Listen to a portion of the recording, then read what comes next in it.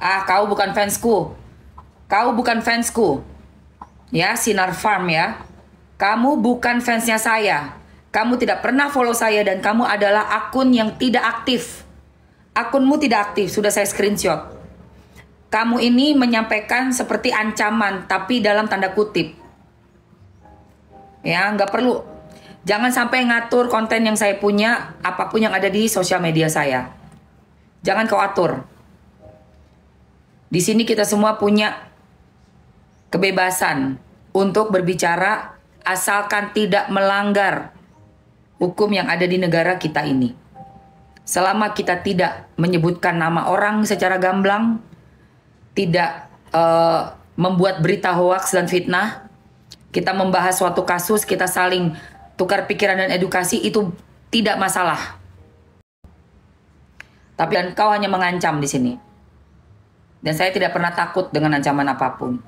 Untuk diam, untuk ini, untuk itu, enak aja. Emang kamu siapa ngatur-ngatur, ya? Bujer, iya, palingan bujer. Akunnya aja akun bodong. Semuanya ini bujer ini. Makanya dari duit-duit typingan buat titipan orang-orang. Hina banget.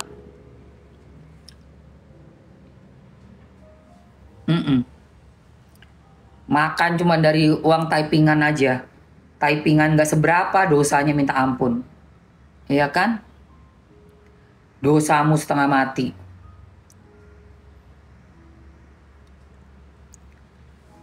Uangnya gak seberapa. Uangnya gak seberapa guys. Paling dibayar berapa yang kalau punya follower banyak? 2 juta. Kayak gitu. Lu ngomong ya. Paling bayarnya cuma 2 juta. Tahu gue. Kok ya mau punya kerjaan kayak gitu? Kok ya mau, kok ya bisa gitu loh.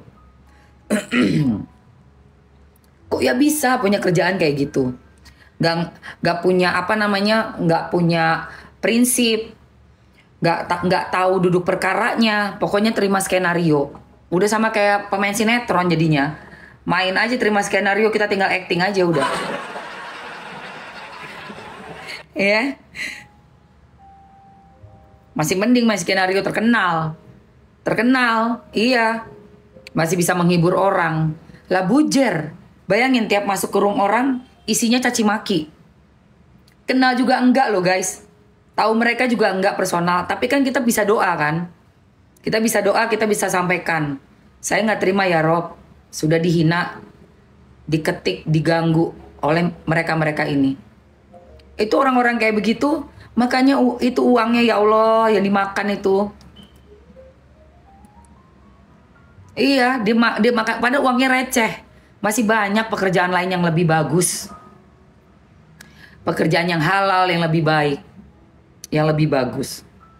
Justru malah jangan ikut campur ya kamu. Jangan dapat kerjaan seperti itu. Untuk apa? Dimakan badan juga nggak bagus. Kamu kasih ke anak istri juga jadinya penyakit. Untuk apa? Masih banyak kok rezeki yang lain yang lebih halal. Yang lebih bagus, lebih sehat. Pengennya yang gampang, Mami. Ya kan dia lupa uang gampang itu kan sebenarnya makan badan. Dia tuh nggak tahu uang itu energi. Uang yang kau dapatkan dari cara-cara yang tidak baik, itu akan kau masukkan ke mulutmu, ke perutmu, ke badanmu, menjadi penyakit. Pasti. Itu pasti. Itu ada ilmunya, bukan sembarangan cuap-cuap, Mamski. Perhatiin aja. Uang yang kau dapatkan dengan cara yang tidak halal, dengan cara-cara yang tidak baik, pasti makan badan. Ya, pasti makan badan. Yang lucunya, kita nggak saling kenal pula gitu kan. Nggak saling kenal pula. Gua nggak pernah ganggu lapaknya dia. Gue nggak pernah komen tentang dia apapun. Tapi dia mendapatkan titipan dari orang-orang yang merasa terusik nih bisnisnya, dan mereka tidak bisa langsung melawan kan, tidak bisa kita langsung face to face. Harus mengirimkan anak buah atau anak bujir, anak mujair. Nah, anak-anak mujair ini kan nggak kenal Mamski, tapi terima duit, terima titipan. Bayangin nggak sih seperti apa itu?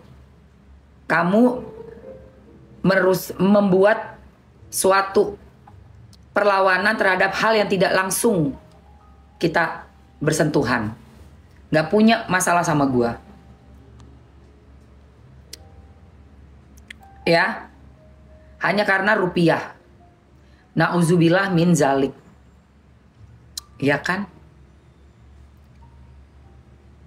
Mamski nggak besuk. Menurut Mamski untuk saat ini biarkan puasa selesai. Kita fokus pada ibadah kita masing-masing. Soal jenguk menjenguk, faedahnya apa? Nggak ada pertolongan juga, untuk apa? Mamski cuma pengen melihat masalah skincare ini, ya. Mamski itu kenapa care? Bukan karena personalnya. Gue nggak peduli si dokter, gue nggak peduli si katanya Niki Mail ada sindikat atau apa, si dokter sama ini ada sindikat atau apa. Gue nggak peduli itu. Yang gue peduli adalah nih, yang paling besar. Masyarakat konsumen mendapatkan produk yang semakin lama semakin improve. Doktif membuat gebrakan tahun 2024 dengan memberikan sumbangannya untuk tes lab itu, tahu nggak lo? Ini ownernya skincare yang aku kerja sama ini, dia ke SIG itu satu tes lab itu ada yang 1,5, ada 1,8 juta. Jadi Doktif mengeluarkan uang pribadinya dia buat bikin tes lab. Memang menggegerkan. Karena apa? Karena membuka mata orang banyak apa yang ada di dalam sama yang di kemasan beda. Barulah kita paham namanya overclaim. Jadi paham kan? Ada lagi, dibuka lagi overprice yang ada ditempel. Dibilangnya ada ekstrak tomat dengan harga jutaan. Dicek kagak ada. Bisa dikelontok. Nah yang kayak gitu-gitu. Kaget dong kita. Loh, ya Allah, gue nih ngeluarin jutaan selama ini. Hah? Nah, karena itu jadi Mamski itu hanya ingin menyumbangkan pikiran, menyumbangkan mungkin saran, masukan, dan juga turut serta untuk menghimbau juga owner yang Mamski kerjasama, siapapun lah. Tolong produknya sebelum endorse ke aku, sebelum kita afiliasi, perbaiki juga. Kalau apabila ada yang tidak sesuai ingredients dengan apa yang sudah diklaim. Bagus kan? Positif. Itu yang aku peduli. Ya, seperti itu.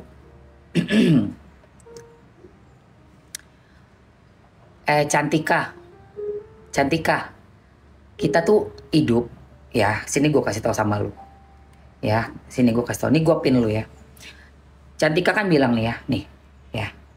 Udahlah, ada tujuan di balik itu toh, demi cuan dan cuan untuk mata pencarian. Kau tahu nggak? Tidak semua manusia, orang yang hidup di dunia ini cuma mikirin cuan. Memang mikirin, tapi tidak semuanya orang itu sudi makan uang yang tidak halal. Paham kau? Mungkin buatmu aneh karena kau berada di lingkungan orang-orang yang memakan uang dengan cara apapun. Tapi di lingkungan saya, keluarga saya, bapak saya, kakek saya, kita tidak ada yang mau dan sudi makan uang tidak halal. Paham kau?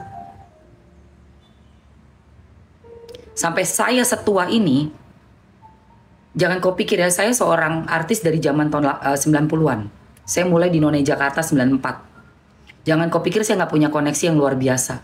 Sangat luar biasa. Kesempatan datang ke saya berapa kali. Dengan penawaran yang nggak kecil jumlahnya. Sangat besar. Kalau saya mau terima udah dari dulu. melintir, tajirnya udah melintir, udah gak karu-karuan. Tapi karena saya punya keluarga yang mengingatkan dan saya juga punya prinsip, insya Allah saya sampai setua ini umur 51 tahun, saya bekerja sendiri, saya banting tulang dengan suami. Gak ada keinginan makan duit tidak halal.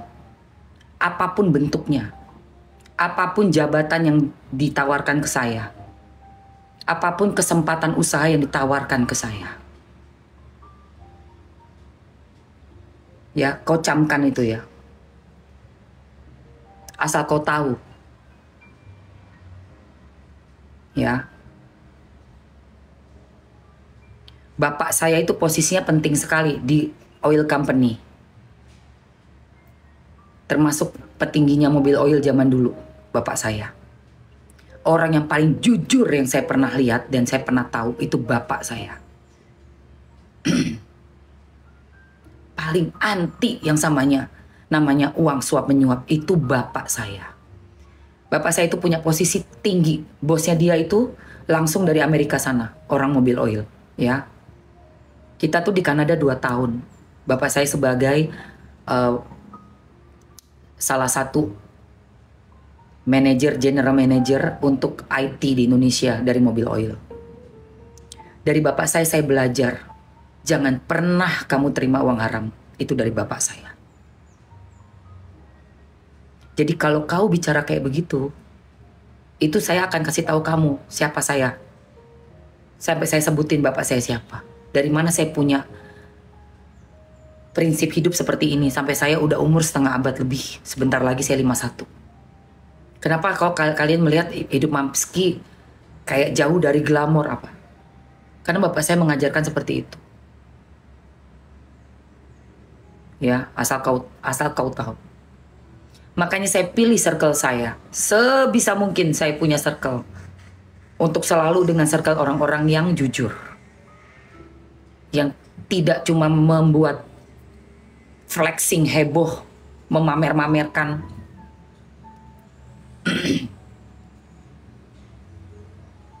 Itu. Kita boleh kok milih teman. Kita boleh milih lingkungan kita. Kenapa? Karena pengaruhnya besar sekali kita bergaul dengan siapa. Di mana kita bergaul, masuk ke kubangan, kau kena lumpur. Kau main minyak wangi, wangi badanmu. Kau main di selokan, bau badanmu. Gatal-gatal korengan. Seperti itu.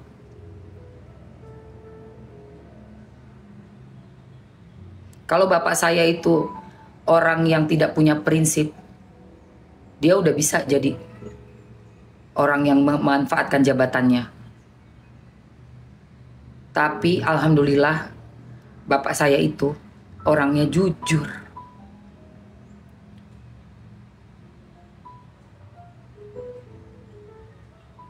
Dan aku sangat bersyukur punya orang tua yang mengajarkan ya prinsip hidup yang bisa aku jadikan pegangan sampai detik ini. Walaupun di luar sana kayaknya, lu idealis, lu so idealis, lu gak jadi apa-apa lu nanti. Ya gak apa-apa. So what? It's okay. I don't care. Yang bikin bahagia lu tuh kalau dilihat orang nentengin tas baru terus. Liburannya ke luar negeri. Bikin kontennya bermewah-mewah. Itu kebahagiaan buat lu. Buat gua enggak. So what? Kenapa emangnya? Jangan samain dong isi kepala lu sama isi kepala gue.